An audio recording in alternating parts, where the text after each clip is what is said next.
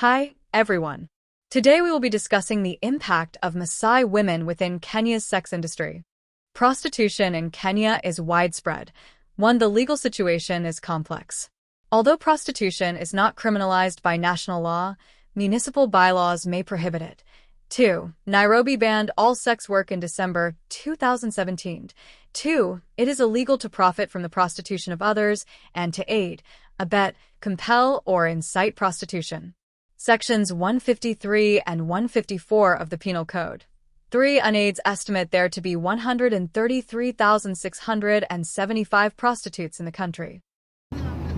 Under the covers of darkness on Koinange Street, a flurry of activities unfolds. The surrounding immediately assault your senses. From the ear-shattering music blaring from the clubs to the thin and gangly figure of the beautiful flaunting their stocky legs and the so not easy to the eye voluptuous buxom queens all make a run. A run for the money. And the money minting machine, well, you guessed it. It's the old non-trade, prostitution. They say stolen waters are sweeter and heated bread more pleasant. But as the dawn broke around us, it was pay time, and he who pays the piper calls a tune. But for this man, the tune was rather a discordant one. Whether it was a threesome affair, we could not fairly establish. But the paramours not only wanted their fair share of the services rendered, but the whole word of notes the man had with him. Money I have and you let me go.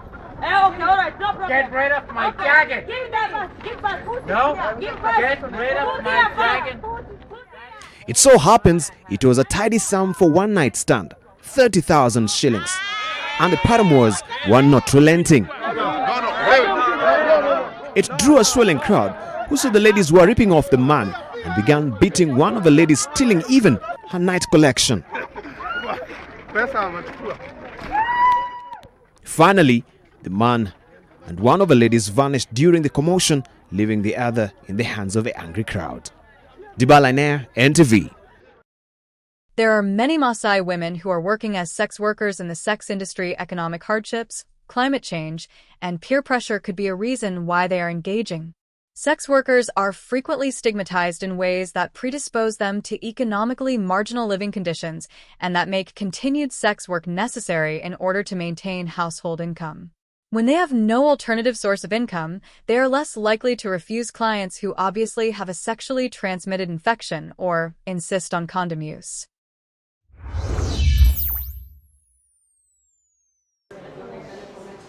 The 9 women were arrested after allegedly dancing naked and engaging in sex with revelers at the Bahnhof strip club owned by Briton Ian Hudson. Locals hurled insults at them, called for them to be stripped naked and flogged. Later, they appeared in court. The women pleaded guilty to charges of public indecency.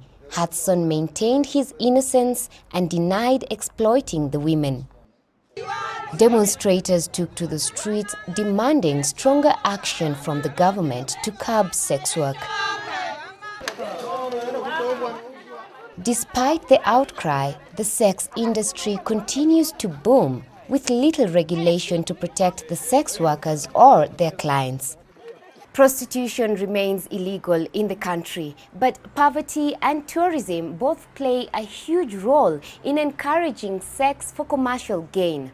In Nairobi alone, an estimated 7,000 commercial sex workers service up to 28,000 clients every day. Some argue that if the commercial sex workers are recognized and made to pay taxes, it could make a valuable contribution to the economy. Sonny Methu, Nairobi.